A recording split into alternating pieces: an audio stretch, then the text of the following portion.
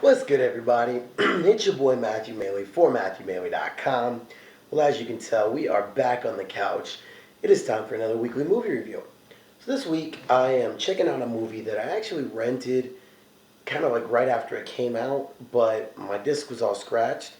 Thank you, Redbox. And I wasn't able to finish it. So went ahead, picked it up again, and was finally able to actually see not just how it ended, but a little bit of the meat and bones of it, if you will.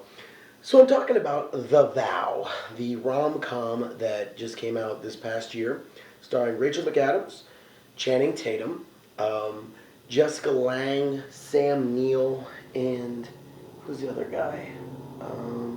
Scott Speedman, pretty well known. So I'm sure you guys have seen the previews for it because it was so overly advertised.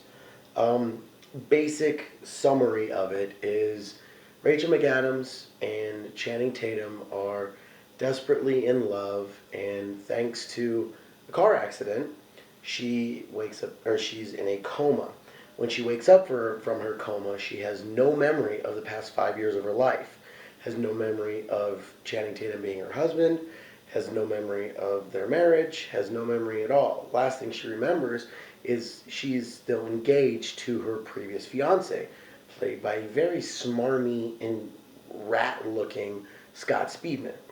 I'm not just commenting on his actual facial features, which are a little rodent-esque, but his overall attitude and nature is very, very smarmy.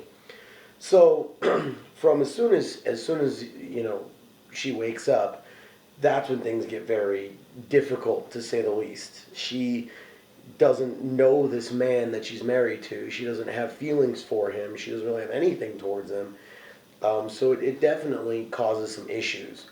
Another thing we very quickly find out is that, in fact, she had a lot of issues with her family, and while Channing Tatum is trying not to force her hand in anything, you can see that her family is really using this as an opportunity to bring her back into the fold when obviously they've been gone for a while.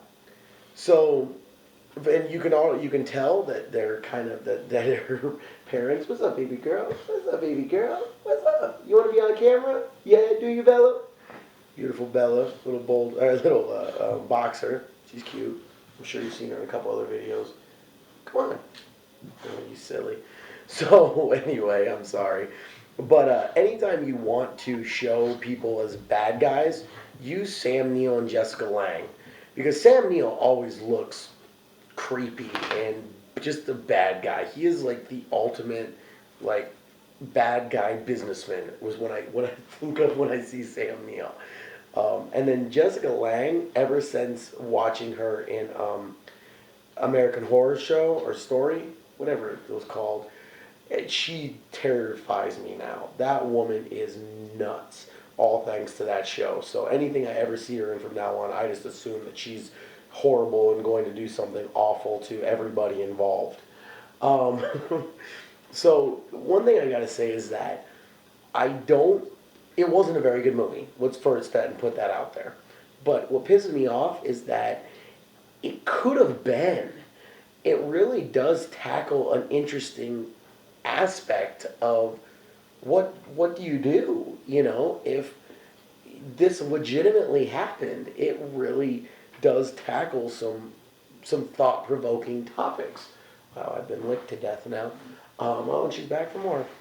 But as bad as Channing Tatum has usually been in romantic movies and anything serious, Dear John specifically was pretty horrible from the parts that I saw of it.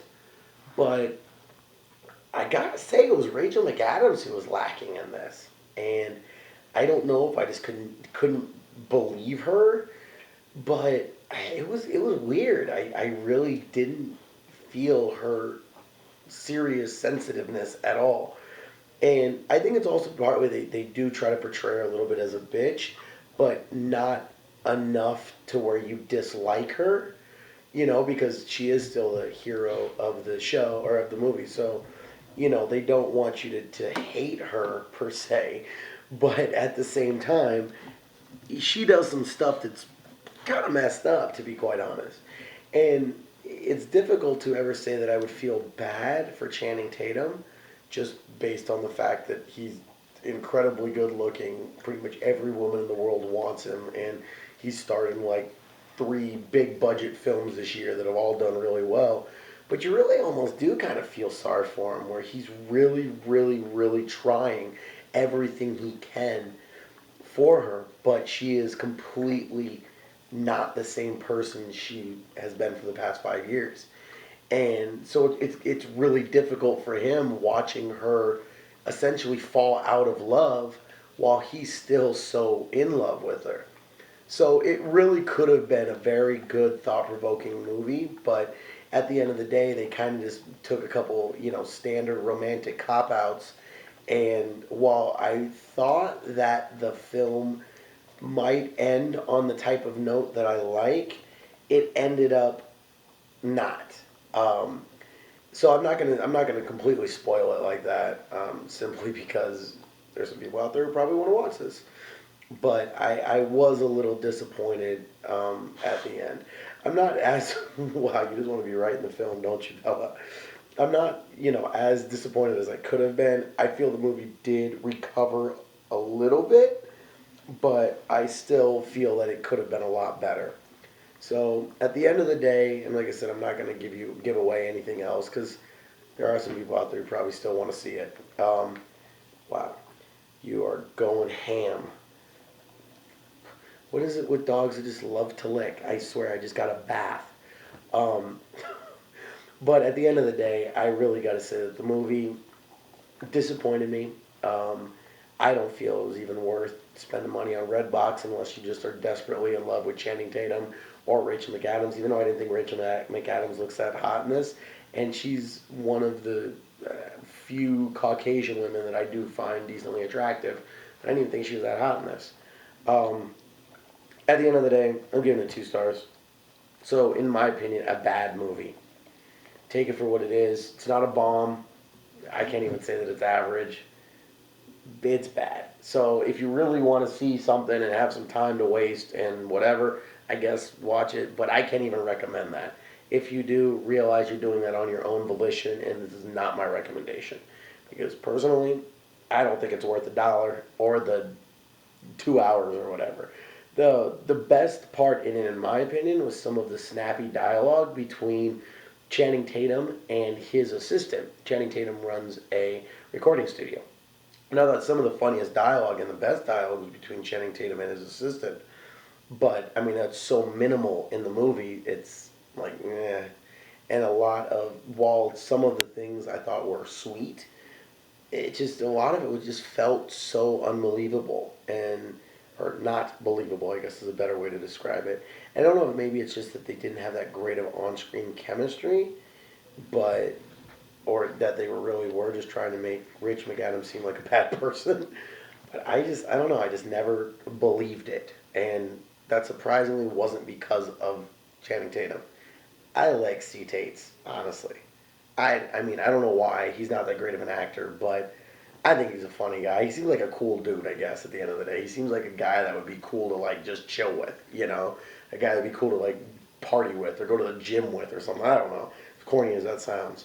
Um, but yeah, I really think Rachel McAdams that dropped the ball on this one, and everybody else was. I mean, well, nobody was bad. Scott Speedman was decent. Jessica Lange was decent. Sam Neill was decent. The woman who plays her Rachel McAdams' sister was decent. Even the girl who plays like kind of the bad guy in Rachel McAdams' life is decent. And I mean, another thing I thought was funny, and I'm not going to give away what the twist is or what it was that drove her away from her family in the first place. But I really didn't think it was that horrible of a thing. Like they're making it out. I don't know. Maybe it is. Maybe that just shows how jaded and immoral of a person I am. But to me, it wasn't like something where I would never want to see my family again. That's what was weird about it. But let me know what you guys think. If you've seen it, if you loved it, if you hated it, I'm curious either way. Do you guys think that, the thing that drove her away from her family was really big enough to want to never see your family again? I don't know. I didn't. But that's just me.